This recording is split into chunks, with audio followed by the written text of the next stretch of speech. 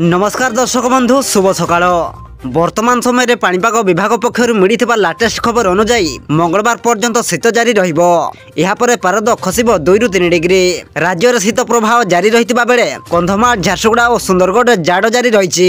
तेबे आसंतु पाणीपागर संपूर्ण खबर पर नजर पकाइबा, किंतु ता पूर्व वीडियो को गोटे लाइक करंतु एवं वीडियोटी को आपण मानक सांगसाथी मानक अधिक अधिक मात्रा शेयर करंतु। जदि आम चैनल रे आपण प्रथम थर वीडियो देखुछंती ताहले एबे ही चैनल को सब्सक्राइब करी पाखरे थिबा बेल आइकन को प्रेस करी ऑल नोटिफिकेशन को ऑन कर रखंतु, जहा द्वारा आगो को पाणीपाग संबंधी लेटेस्ट अपडेट आपण माने सर्वप्रथम आम चैनल माध्यम रे पाई परिबे। सूचना अनुसार कंधमाल दारिंगबाड़ी रे गतकाली राति तापमात्रा 8 डिग्री रेकर्ड होइतिबा बेले फुलबाणी रे थिला 9.5 डिग्री। सेहीबड़ी सुंदरगढ़ राउरकेला रे 10.2 डिग्री, झारसुगुड़ा रे 10.3 डिग्री लेखाएं राति तापमात्रा रही।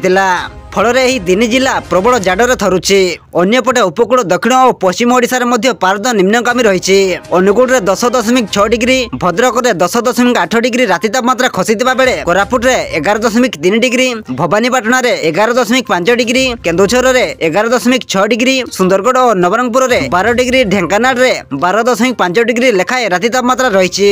राज्यर समुदाय 12 सहर तापमात्रा 15 डिग्री तलक खसीची। आसंता 2 दिन राज्य में एभली तापमात्रा जारी रहिबो बोली आंचलिक पाणीपाग विज्ञान केन्द्र पक्षर कहुଯାଇଛି।